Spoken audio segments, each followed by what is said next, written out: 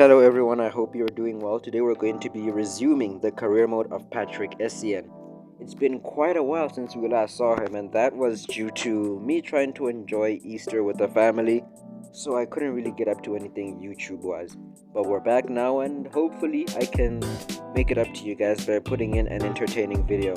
Our first game of the day is going to be against Stoke City in the Carabao Cup. It's going to be a pretty important competition for Patrick Essien, especially because cup competitions are where you can really catch the public eye with a few good performances and a good cup run, even for a team as well. We are the ones who kick this off against Stoke City. We waste no time into trying to establish ourselves as the front runners of this game as we receive the ball in midfield, play a bit of passing football. Eventually we make a marauding run into the box. Jamie Todd finds us, but unfortunately we drag our shot wide. After fending off a tame Stoke City attack, we do receive the ball once more in midfield. We try to start something, but things don't quite go to plan. We're the dominant force in this game, and once more we're on the attack. The attack starts with us. Jamie Todd eventually finds the ball, gives it to Rojas. Rojas gives it to us, and a bit of 1-2 football gives Rojas a one-on-one opportunity against the goalkeeper, and he's able to smash it past him. 1-0 to AFC Richmond at Nelson Road. Who knows, maybe we can get a good cup run in the Carabao Cup this year. We do need to remain focused at the task at hand, however, if we're going to qualify for the next round, as we're on the attack once more. We do a bit of role reversing with Colin Hughes, and we're the ones crossing the ball in, but it's a pretty tame and weak effort. We do get the ball back, and let's just say, the less said about this shot, the better. Stoke City would capitalize from our wasted opportunity and put in a cross, and it looks threatening, but thankfully a bit of disturbance from our defense. Let Zoro catch the ball nice and easily. He rolls it up to us, and we start our attack from the back.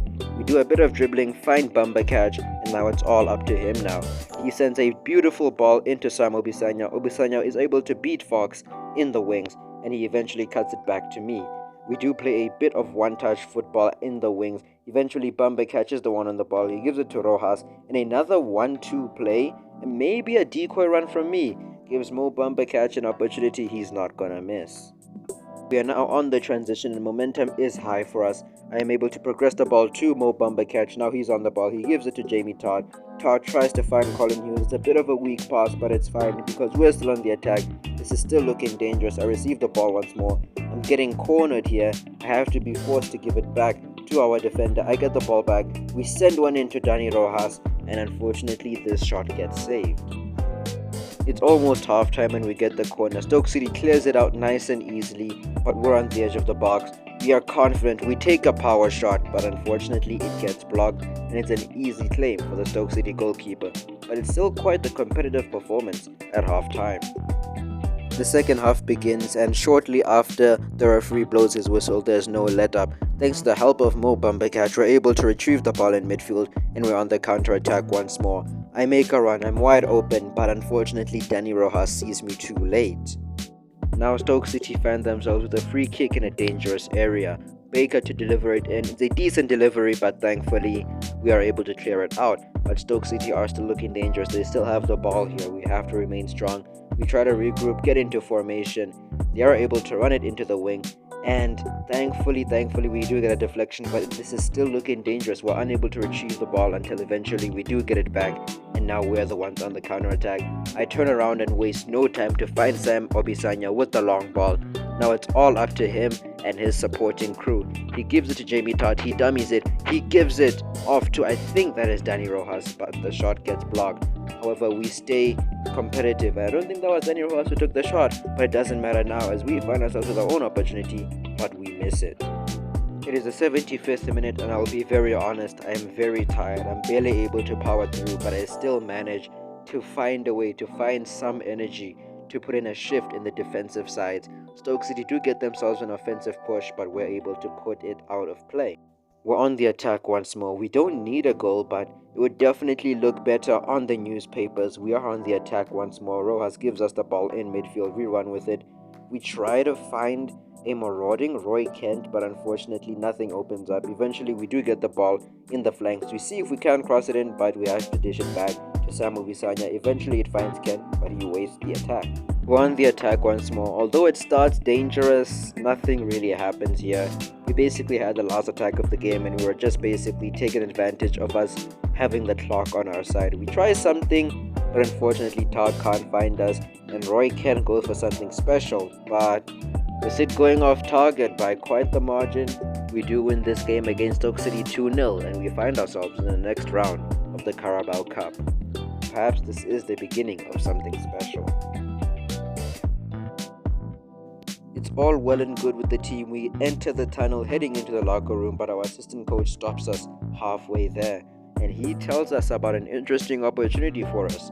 We have been called up for an interview along with our coach, Ted Lasso. This would be our first high-profile interview of our career. Who knows, maybe this could open up some interesting doors for Patrick Essien. Maybe even a couple of brand deals.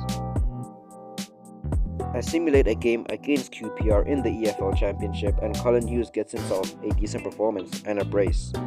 Heading into training this week, I asked the coach if I could be put onto some extra special shooting drills because, let's face it, Patrick Essien's shooting has been pretty terrible as of late. I mean, the shots he's been taking in games have been terrible. So we went to Ted Lasso and asked him to give us a few shooting drills. After that, we had to get on the road to Vicarage Road and we are grabbing the headlines once more. This time about us becoming a regular. Perhaps it's what we said in that interview, or perhaps it's just what has been going on the pitch for Patrick Essien. I guess we'll never really know.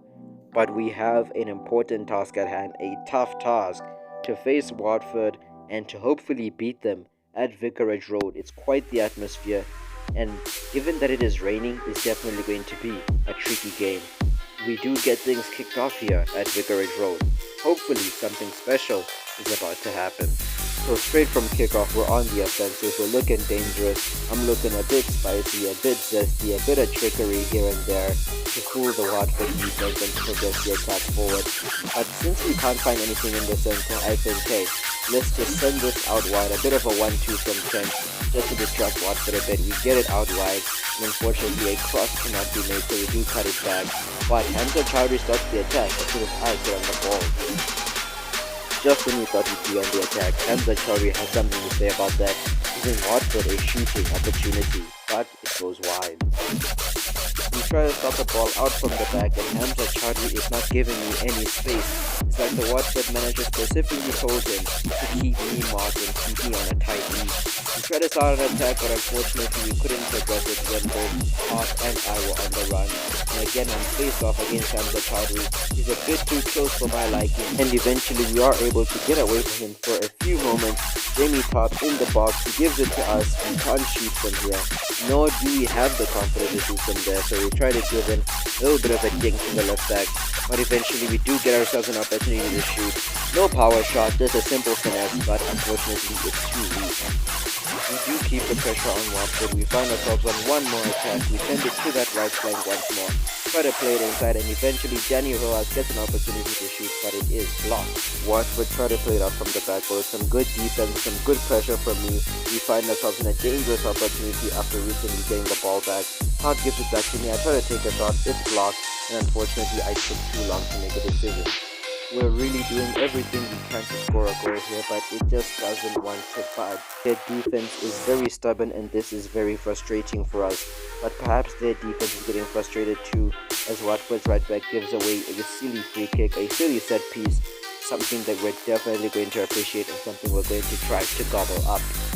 The initial delivery of this set piece doesn't really pose any threat to the Watford defense, but we're able to keep the ball up a bit here. We're on the ball here. We do try to be a bit tricky, try to open something up, and eventually Trent gets an opportunity at goal. It's almost half time, we're on the transition once more. It feels like a now or never opportunity, and I decide to be more hands-on with this attack.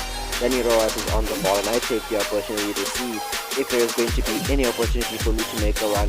We find the gap in the defense. I go one-on-one against the goalkeeper, but on the last kick of the game, I'll just miss it. Yeah, that hurt. It is now the second half, and once more we are on the offensive against Watford. We are trying one attack after another, hoping that at least one of these will end up in a goal. We would really be disappointed if one of these didn't. Thankfully, eventually the defense does crumble. Roy Kent is found in the box and he puts the ball in the back of the net. Thank you, Roy Kent. We can't let our foot off the gas, as if we do remain complacent, all our hard work could be undone. So once again, I'm on the attack. I hit the brakes though because nothing is created here. Hart does find himself an opportunity in the box, but he does miss it. He gets another shot at it thanks to a beautiful cross from Roy Kent, who does the necessary. And now we're 2-0 up in the space of just 6 minutes. Since Roy Kent put us ahead with his goal and then gave the assist to Jamie Tart, who's been flowing like a well-oiled machine, a bit more calm on the ball, a lot more composed, playing happy.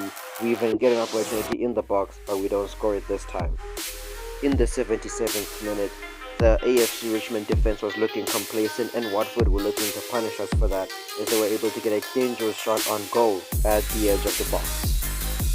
It is now almost game over. It's been a good showing from everyone, but we want more. And Patrick Essien specifically wants his goal. Once again, 1-on-1 against the goalkeeper. This time we make sure that we don't miss. And finally, after a lot of trial and error, Patrick Essien gets his goal for AFC Richmond away from home. And that will be it. A good showing from the AFC Richmond players, and honestly a competitive game for Watford in the first half. But when push comes to shove, the more dominant and the overall better team won out here tonight. An amazing performance from Roy Kent in the second half, and a cherry on top with the Patrick Essien goal sees AFC Richmond pick up all 3 points at Vicarage Road in a dominant showing.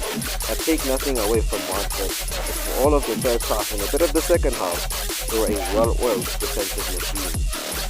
And at the locker room, we can see we were celebrating, and we even pick up the Man of the Match award. Although it was quite a close vote, as Roy Kent was very influential in that match. And honestly, if you ask me, I think he should have been the one to pick up the award. We did play Wigan Athletic after the Watford game. I sped through that one and we ended up losing 1-0. Overall, it's been a good run of games for us so far, picking up 3 wins in our last 4. Of course, the Wigan Athletic game did hurt a bit for our winning streak to end like that, but I knew it was sort of my fault as well. That's why I'm doing this show right now, trying to work on my defensive capabilities. However, something lingered on my mind since my interview after the Stoke City game in the Carabao Cup.